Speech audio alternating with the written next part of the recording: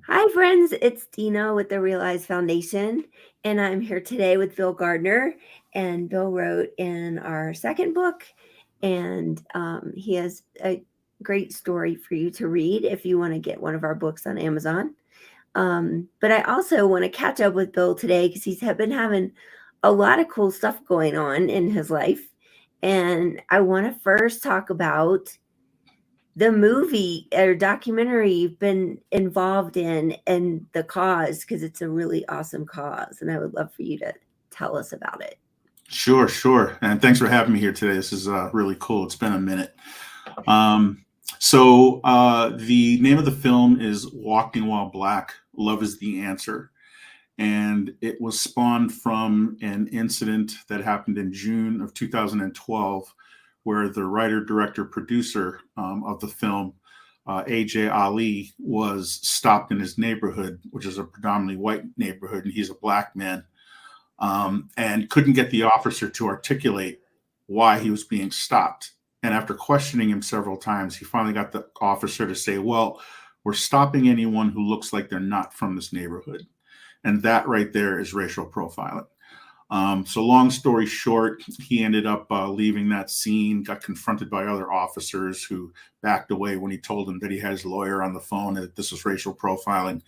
And for the next year and a half, he and his wife are harassed, pulled over, stopped, followed everywhere around town. So that was the impetus for him creating a media piece, which turned into the 90-minute film, Walking While Black, Love is the Answer. And the organization, just to give you an idea of what it's all about, LOVE, LOVE, is an acronym for Learn About the People in the Community You Serve, Open Your Hearts to Their Needs, Volunteer to help them achieve those needs, and then empower other people to do the same. So, in a nutshell, what that means is we create events that the public and the local law enforcement agency can come to, especially the Black and Brown communities, because those are usually the ones with the most um, stress and strife between them and the police department. But we set up events like, going to meet for coffee, building a garden together, a community garden, painting a mural, we call a love mural, playing sports together. And it could be anything, like let your imagination run wild. I mean, maybe there's a group out there that want to play Dungeons and Dragons, who knows?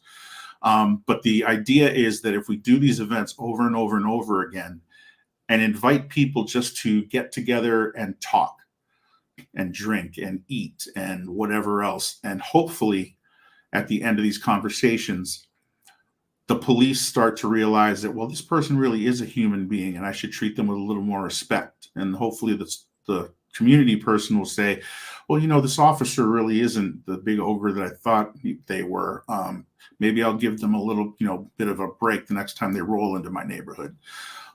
So it's designed to do that at the same time. And the film was created as a catalyst to get these conversations started.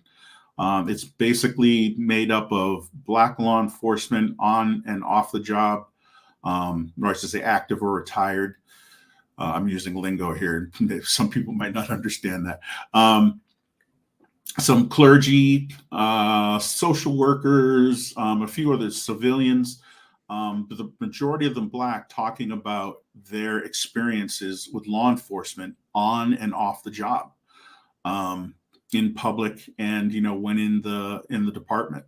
And some of the stories are really horrendous. And so at the beginning of the film is a little difficult to watch because if you're a person of color, um, it just conjures up all the different things that have happened to you, you've heard about, have happened to your family, through generations, that those stories were just passed down, and ultimately leading to distrust of law enforcement.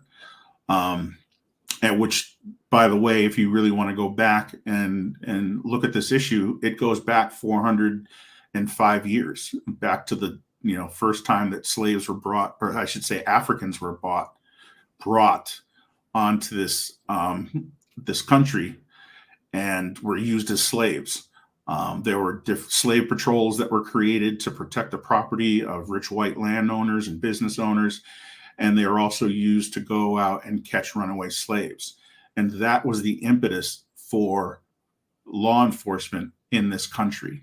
And unfortunately, because those Africans were vilified when they got here, all kinds of stories about, they're evil, they'll rape your white daughter, they'll do this, that, and the other thing, and they're just not good people. And that has just lasted for 400 plus years. So, it's something that's been inbred in that culture. And by the way, I feel very comfortable saying this because I was a police officer for 10 years here in the city of Worcester, and I experienced just that. 10 years, I was bullied, I was blackballed, I was passed over, I was name called, just every day something going, just being in a hostile work environment. And it started in the police academy. Having, getting into small arguments with classmates who said, we can do this, when no, you can't do that. You have to follow this law, that law, and the other law. You don't know what you're talking about. And then, of course, when the tests came back, I was always in the right. So by the time I got out in the street, I was labeled, and there were officers who already didn't want to work with me or treated me like crap because I wouldn't bend the law or I wouldn't step on people's civil rights. So, when you get to the beginning of the film and you watch these stories, it then transitions into, opening your heart and, admitting that there's a problem, admitting that there's an issue. And then it transitions. Wow, what's the word I'm looking for here? Transition. And then it transitions into apologizing for the behavior, and then from there reconciling with the apology, and then hopefully going on together as a team, as a family, as a community. The movie very, very well goes through those 4 different steps, and it's absolutely brilliant.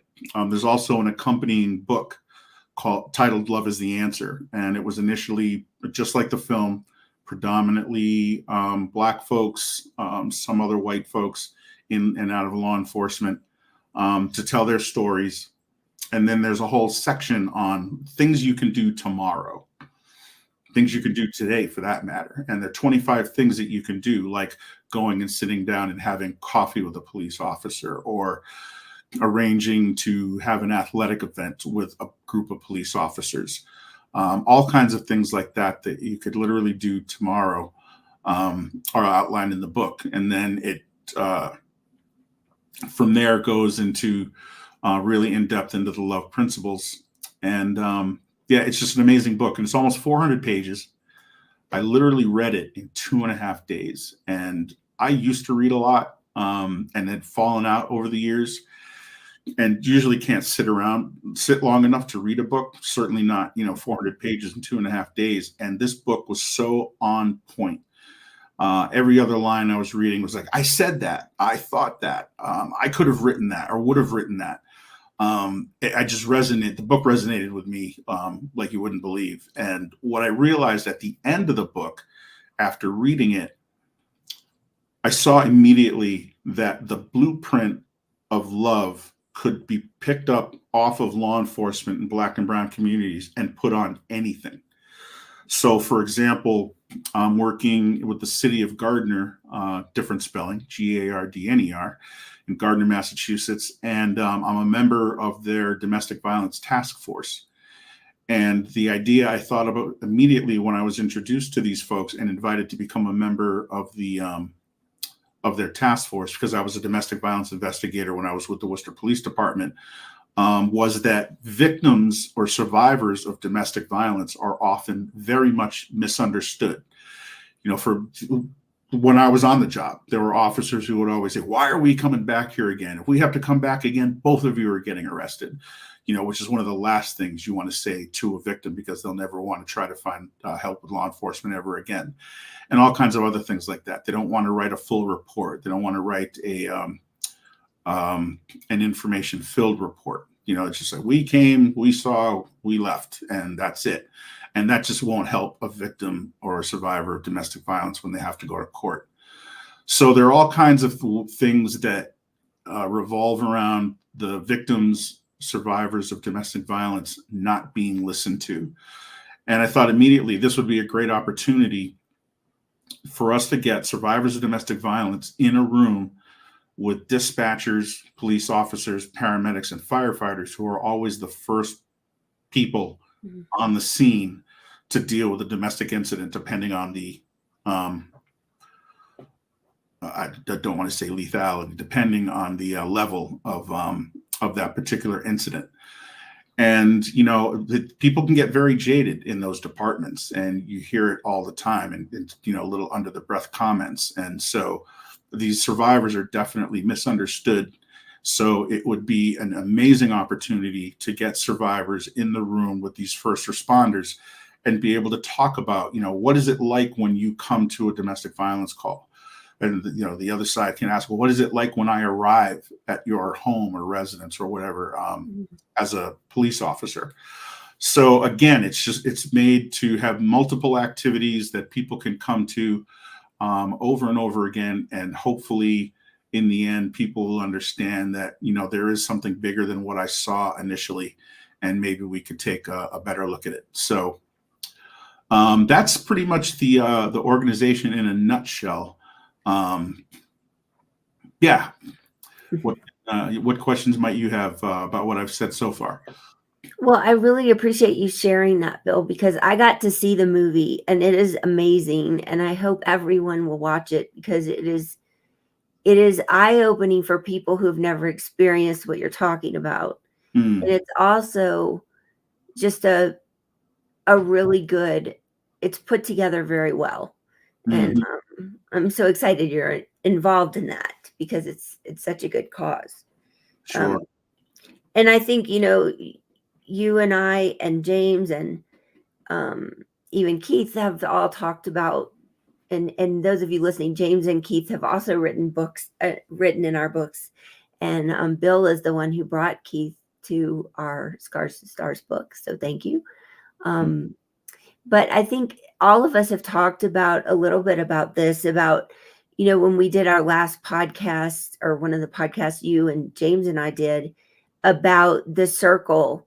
Like, if you want to explain that, the circle after there's a call, and Mm, how you all process it and talk through it as a team, when you are called to something traumatic. Do you want to just touch on that briefly, about what that is?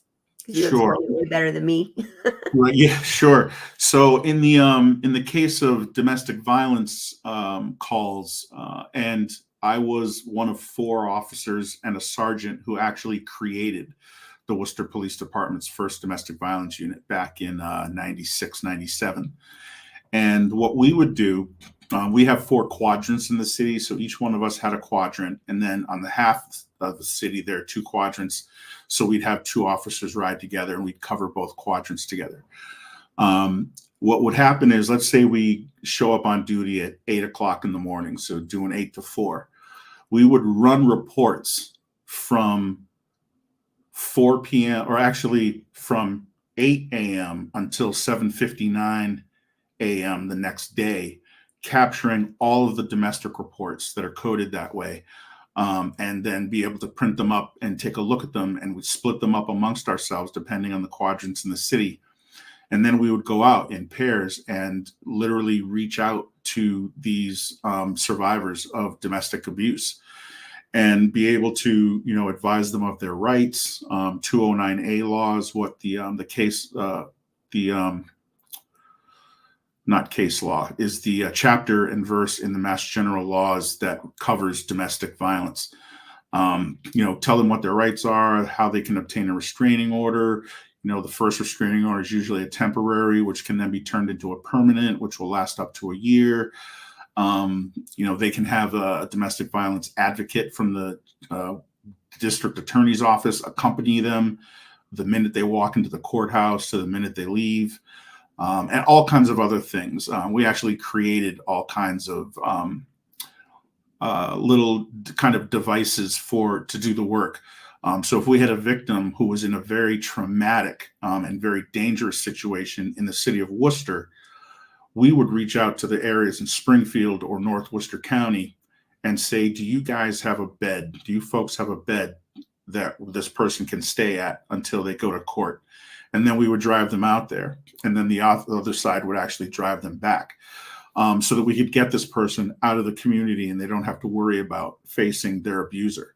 All kinds of things like that were created by the domestic violence unit. And it was, I tell you, it was just the most amazing unit. We had a really good supervisor who was very laid back and just let us do our work, let him know if we, when and if we needed help or support from him.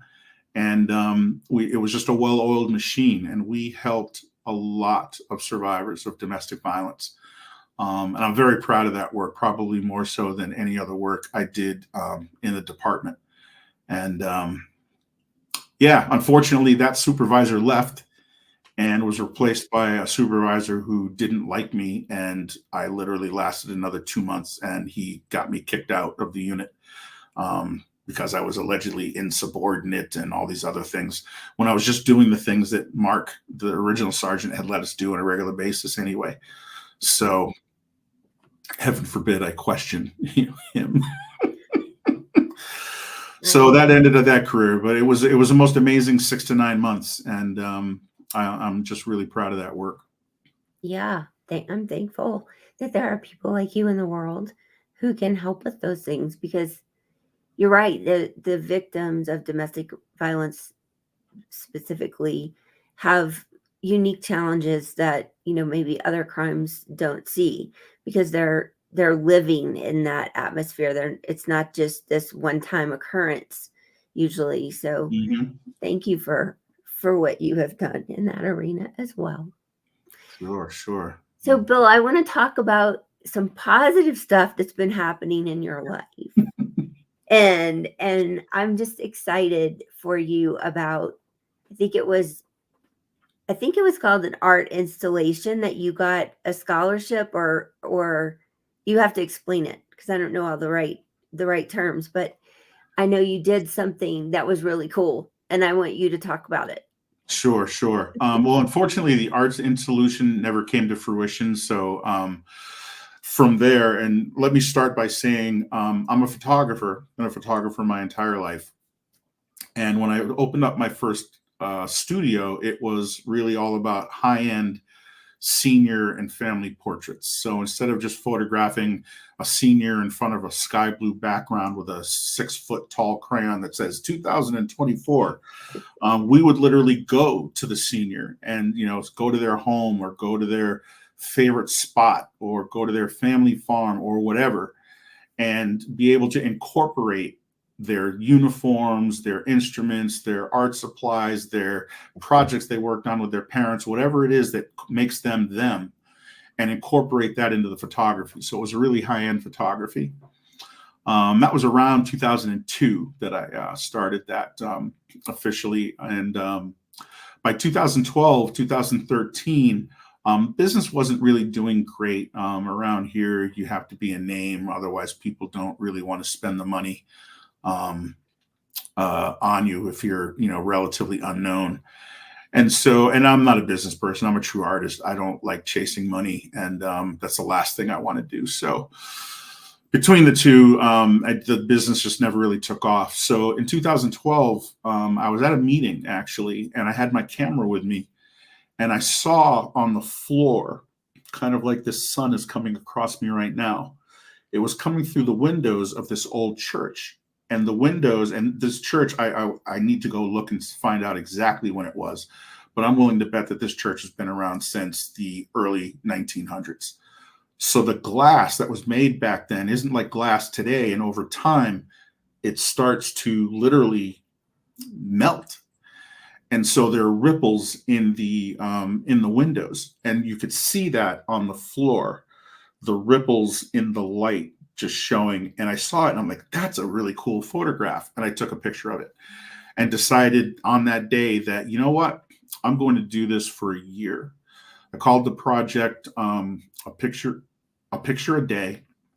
and I would go out and photograph. I had my camera with me 24 hours a day. Wherever I went, I had my camera. So, going out to meet somebody for lunch, going to a job, having coffee, anything. I had my cameras with me, or would just go someplace and just park the car, walk, and just keep shooting until I, figured I had what I needed. And I would post those on Facebook every day and did it for a full year. It was April 19, 2012 to April 18 of 2013. And like a third of the way through the process, an artist friend reached out to me and she said, "Have you ever heard of mixang?" And I'm like, "Mixang? No, what is that?" And so she said, "Look it up." And I looked it up. And mixang is a Tibetan word for contemplative eye. And what that means, as far as photography is concerned, is that you don't go and look for the whole of an object, but you look for a detail within that whole, within the whole of that object, and then photograph that and do it in different way. Like do it, low in the ground or from high up, because we all see from this vantage point. So do it from a different vantage point. Do it from the side, which ordinarily people wouldn't necessarily look at. And so it creates an object, a piece of art that you can't readily identify. So for the photographer, it's kind of a calming thing where you now have to just take your time looking and looking and oh, there it is. Okay, let's modify it. And it takes a lot more time than the, snapshot shooter who just looks, oh, look at that, click, and then walks away. Conversely, when you have these images displayed, it now causes the viewer to also slow down because they can't immediately identify what it is. And so now they take a little more time standing and looking at an image. Something about it is familiar, but we're not quite. And they all of a sudden realize what it is. And that's just really exciting. And now for the rest of the displays, they're going through because they want to see what the next one is and see if they can try to figure it out. And it just makes the experience so much better for the photographer and the viewer. And so I shoot like that a lot now. And last year I started a project where I would walk around the town. In fact, it happened to be Webster, Massachusetts, about 20 minutes south of here, where there's a bookstore, cafe bookstore that I hang out in quite frequently. And the owner has local artists display their work 12 times a year, actually 11 times a year. A single artist gets to display their work. And then in February, which is happening right now, it's like a group show. So after going to this place for 5, 6, 7 years, I finally said to Deb, the owner of Book Lovers Gourmet, that, you know what, I think I'm ready to have my own show. And she said, certainly. And we picked a month. And I started last spring into the summer walking around the town of Webster with my camera, everywhere I could think of where I could find some unique photography. And I would photograph these little pieces of holes. And long story short, I ended up with about 12 prints to hang up on the wall. And what we did was we created a competition out of it to see if folks from the area could figure out where all these photos were taken. And it was just amazing. The positive reception to that, and the people that were, grabbed the list and often would take pictures of each picture and then go out and then try to find them. And then they got to write down on a slip where they thought these were. And we gave away a print to whoever had the most right guesses. And this one couple actually found pretty much all 12 of them. And it was and won their own their print. And it was just really exciting. So just down the road from there, and actually was one of the subjects of my photo shoot, was the Webster Public Library. And I knew that they had a rec room there and would do shows there. So I immediately went down there, now that I had images that I could show, and say, hey, I'd be interested in doing a show here. How can we make that happen? And, after a few phone calls and emails, I have a show that is going to open up March 26th going through April 29th, starting next month. And I'll have a few more images included with the original set, and they will be on display in the library. And we'll again do the same kind of scavenger hunt that we did before. And I'm just really looking forward to it because people really resonated with the work. And it was something that, was from their town, their home, and they could, readily identify with things. So it just got to be really exciting. That is so cool. I saw posts and some stuff about what you were doing, but I didn't understand the whole picture until you just said that. Mm. And I think it's mixing. Can you spell that for me? Yes, it's Miksang. Mixang, and it's if folks will look it up, there's actually a Mixang organization foundation around photography. It's actually in Colorado. Oh, really? Yeah, so they're probably the United States most what am I looking Prevalent for? What's that? Prevalent organization, maybe? Yeah, correct. Yes, they're the most prevalent organization in the country for Mixang, and they do courses and classes on it. And if you just go through their website, which will pop up as soon as you do a Google search on Mixang, people can take a look at those images and see exactly what it is I'm talking about. And it's just amazing the things that you don't ordinarily think of that are around you all the time, that you look at one of these images and be like, wow, I never would have thought of that. That's such a cool little detail. That is cool. I've never heard that word, but I went to school for architecture, and so when you're reading books about architecture, there's similar things where they're giving you photos of detailed parts of buildings and stuff that in my mind is similar to what you're talking about. But I've seen some of your pictures and they're amazing. And so if you're watching this video, you guys need to go follow Bill and see his photography. And he's also an incredible writer. He writes really cool stories. So yeah, when you were, and what you also might not know about him is he's a Harley fan. And so he rides his motorcycle and he'll come back with all his pictures and then he'll write a story about his trip he just went on. And it's just fascinating. So hopefully other people are reading those posts and stories that you put out in the world, because you're so good at that. Thank you. Appreciate that. Yeah. Yeah, it's a lot of fun, jumping on the bike, maybe with a plan, maybe not, and just heading out from here west, because the western part of the state is so much less populated than the eastern side. And you just riding a motorcycle in heavy traffic all the time with crazy drivers is not fun. So I always head out west and then either end up in Connecticut, New York, Vermont, New Hampshire. 2 years ago, I actually did all 6 New England states plus New York in one day, and hit every single one. Yeah. And, stopping every once in a while, taking a couple of photographs, making some notes, either hard copy or, kept in my head. And when I get back, I just sit down and I kind of start to begin a story of how the day started and what the weather was like and what the mood in the air was and the animals I saw along the way and the people that stopped and actually said hi, when that doesn't usually happen in the city.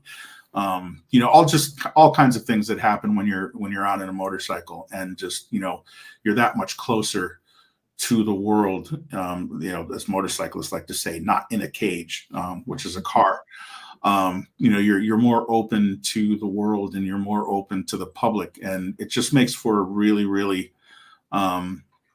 fun travels. And of course, the motorcycle community is absolutely brilliant. For example, any motorcyclist that's riding down the road and sees a motorcycle off to the side of the road will always slow down and stop and say, "Hey, is everything okay?" And then you either get one of these or one of those. And if it's one of these, it's okay, cool, and take off. And if it's not, then, they always stop and see what they can do to help out. So it's a really, really beautiful community. And just the adventures you can have on a bike are just absolutely amazing, because people will, if you pull up in a car, the average person won't stop and talk. But if you pull up on a motorcycle, and sit, go into Dunkin' Donuts to get a coffee, and come out and sit on the bike, and people will stop, repeatedly and just start having conversations. And all of a sudden, you just start to meet real people who you ordinarily might not get to talk to. So it's a really, really great adventure all the way around. Absolutely. That's awesome. Well, thank you for having this conversation with me today. Is there anything we didn't talk about that you want to share? No, not that I can think of, except maybe if you do a Google search on Walking While Black, Love is the Answer, you can find access to the URL that explains the movie and gives you several options to view the film. If you go to trylovenow.com, that is our website for Love is the Answer, and they can actually look into getting the book and finding out what are all the things that Love is the Answer is doing throughout the United States. And maybe have this brought to their community. Although I'm based in Worcester, I reach out to people all across the country and work on getting this implemented in their communities. So anyone that sees this can actually check it out and see about having it brought to their community, especially if there are situations where their communities don't have the greatest relationship with their police departments. And that's a place to start. And after that, it's just up to our own imagination, the different things that we can support and bring to light. Yeah, that's true. I thank you for the link information, and I'll make sure that's with this podcast wherever it goes. Must. I also want to just tell everybody that we are starting our next Scars to Stars book in July of 2024. And if you're interested in telling your story, you can go to our website, which is realizefoundation.org, and you can submit your information there, and then I will reach out to you and we'll have a conversation about it. But it's a really great way for us to get these stories out. Maybe Bill might even want to write another chapter about this documentary project he's been working on. But it's been really a great resource, not only for the people who are involved in it, but the people who get to read it and the people who buy it and share it with other people who might need to know they're not alone. And I think it's just been a really awesome project. And on March 30th of 2024 is our 4th anniversary. Can you believe that? Wow.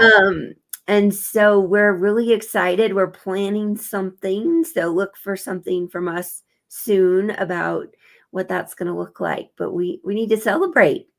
Sure. Yeah, no doubt. No, it's amazing because it started just after COVID hit. And so now that we're coming up on that 4-year anniversary, it's the same with the book, which is absolutely brilliant. People should pick up one of the many different issues that we have right now and take a look and be able to read the stories of people who have had some kind of traumatic event, but they've rallied and come around the other side and are actually living much better lives when, they potentially broke down, turned to drugs and alcohol, thought about committing suicide, things like that, and they didn't. So they're really, really inspirational stories, and everyone should check them out. Thanks, Bill. I agree. I think, and I want to thank you because you've been involved since our very first event. And Bill showed up at our first virtual summit. I think it was March of 2021. And he showed up and just jumped in and started helping me with tech stuff. So I really appreciate all your support and your involvement since the beginning, Bill. Oh, you're very welcome. It was my pleasure. Well, thanks again for having this conversation. And if you're watching, we hope to see you on the next edition. We put a podcast out every Wednesday.